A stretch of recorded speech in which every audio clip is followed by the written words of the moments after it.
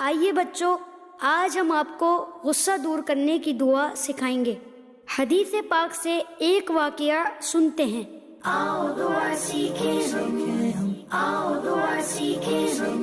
نبی نے جب ایک شخص کو دیکھا، غصے میں جس کا چہرہ سرخ تھا، فرمایا پھر اصحاب سے کچھ یوں، میں ایسا کلمہ جانتا ہوں، کر کے گلے یہ بندہ اس کلمے کو، یہ غصہ اس بندے سے دور ہو۔ آپ کو پتا ہے وہ کلمہ کیا ہے؟ وہ کلمہ یہ ہے، اعوذ باللہ من الشیطان الرجیم، اعوذ باللہ من الشیطان الرجیم۔